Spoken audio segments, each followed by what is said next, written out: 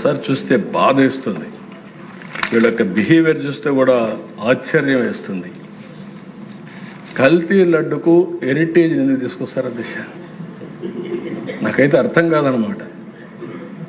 నాకు ఇలాంటి ఆ రోజు వివేకానంద రెడ్డి, నేనే ముఖ్యమంత్రి, చెప్పకపోతే ఒక బాధ, చెప్తే ఒక బాధ.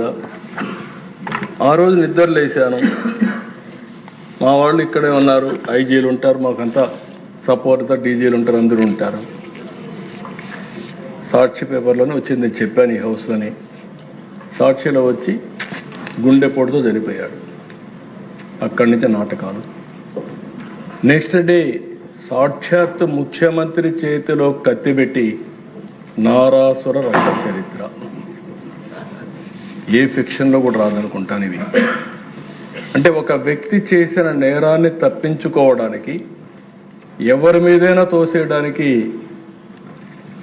సాహసం చేస్తే ఏమనిపిస్తుందో నాకు అర్థం కాదు. ఇప్పుడు హెరిటేజ్కి ఏం సంబంధం నాకైతే అర్థం కావడం. వాళ్ళు ఎప్పటికప్పుడు ఇస్తున్నారు. నేను ఎప్పుడూ చెప్పేవాడిని, మేము రాజకీయాల్లో ఉన్నాం, మీరు వ్యాపారంలో ఉన్నారు. ఒకవేళ కరెంటు కూడా అక్కడక్కడ మీరు గుర్తుపెట్టుకోండి, వాళ్ళే వచ్చి అవి డైరెక్ట్గా లైన్ ఇచ్చి ఇల్లీగల్ కరెంటు వాడుతున్నారు, మీ మీద పెట్టే పరిస్థితి వస్తుంది. ఒకసారి మేము మేనేజర్కి చెప్పి చెక్ చేసుకోమని చెప్పే పరిస్థితికి వచ్చాం. ఒక నేరస్తులు ఏ విధంగా చేస్తారు, ఇది ఒక ఎగ్జాంపుల్ అని చెప్పి మాత్రం నేను తెలియజేస్తున్నా. నాకు తెలిసి మాత్రం వాళ్ళే చేసుకుంటున్నారు, కౌంటర్ చేస్తారు. హెరిటేజ్ ఇంతవరకు ప్రభుత్వం యొక్క ఒక్క పైసా కూడా ఎక్కడ అడిగింది లేదు, భవిష్యత్తులో అడగరని చెప్పి నేను ఆశిస్తున్నా.